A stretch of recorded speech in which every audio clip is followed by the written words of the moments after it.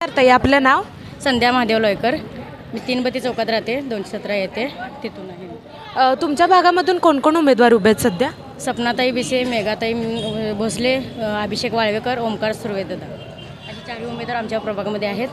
14मध्ये ओमकार साहेबांबद्दल काय सांगाल? ओमकार दादांच्याबरोबर बोलायला म्हणजे त्यांचं काम एवढं भारी आहे की एक फोन लावलं की त्यांचे सगळे मित्र त्यांनी स्वतः आम्हाला म्हणजे फोन लावलं आणि काम झालं नाही असं कधी नाही आहे. सगळ्यांचं काम भारी आहे, चौघांचं पण भारी आहे. या 4 जणांची तुम्ही नावं सांगितली. या 4 जणांमधला धडाडीचा उमेदवार नेमका कोण? आमचे आमदार असे आहेत की चारही आमचे प्रभागमध्ये 14मध्ये उमेदवार आम्हाला दिलेत. असे सगळे धडाडीचेच आहेत उमेदवार.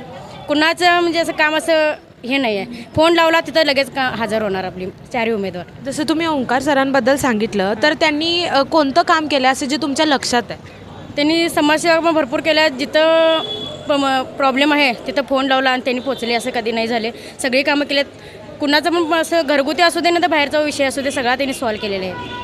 आणखी काय विकास होणं गरजेचं आहे? हां, विकास हा सगळ्यांचा होणार आहे. आता आमदार आमचे असे आहेत की त्यांनी विकास केला आहे, बघितला आहे, त्यांची कामं पण बघितलं आहे. तसे आम्हाला उमेदवार 4 दिलेले आहेत आणि त्यांचा पाठिंबा त्यांना आहे म्हटल्यावर त्यांची कामं कशी होणार आहे आता जनतेला पण माहीत आहे. जनता पण आपल्या बाजूने आहे, आपण पण जनतेबरोबर आहे आणि जनतेला माहीत आहे हे उमेदवार कसे आहेत. शैक्षणिक आणखी कोणती मदत करणं गरजेचं आहे असं वाटतं तुम्हाला शैक्षणिकदृष्ट्या? शैक्षणिक म्हटलं तर म्हणजे सगळी उमेदवार असे आहेत की म्हणजे कुठला पण प्रश्न आला सोडवणार नाही, सगळं सोडवणार त्यांनी.